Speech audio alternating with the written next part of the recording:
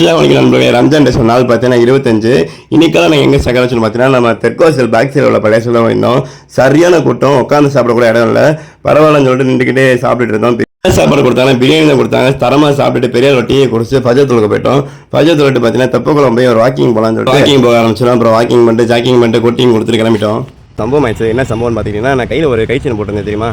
அந்த செயின் வந்து பார்த்தீங்கன்னா சகருக்கு சாப்பிட போகும்போது பார்த்தீங்கன்னா காணாம போச்சு. எங்கே போச்சு எப்படி போச்சுன்னே தெரியல.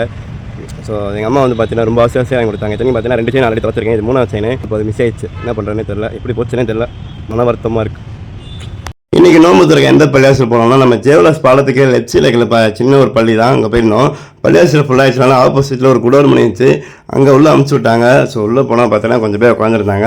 அவங்க வந்து பார்த்தீங்கன்னா நோம்பு கஞ்சி அப்புறம் ஜூஸ் எல்லாமே கொடுத்தாங்க. நல்லபடியாக நோம்பு திறன்ட்டு தொழுதான்னு பார்த்தா பள்ளியாசில் ஃபுல்லாகிடுச்சு. அதோட நோம்பு திறக்கத்துல தொழுத கையோட பார்த்தீங்கன்னா நம்ம மைசூர் நினச்சல் போயிட்டோம். எதுக்குன்னு பார்த்தீங்கன்னா நாளைக்கு 24 நோம்புனால தொழுவுறோம்ல. ஸோ அதனால் பார்த்தீங்கன்னா ஒரு சட்டை ஒன்று பேண்ட் ஒன்று ஃபார்மலாக எடுத்துகிட்டு நானும் வீட்டுக்கு வந்துட்டேங்க. மறக்காமல் லைக் பண்ணிக்கோங்க. பாய்.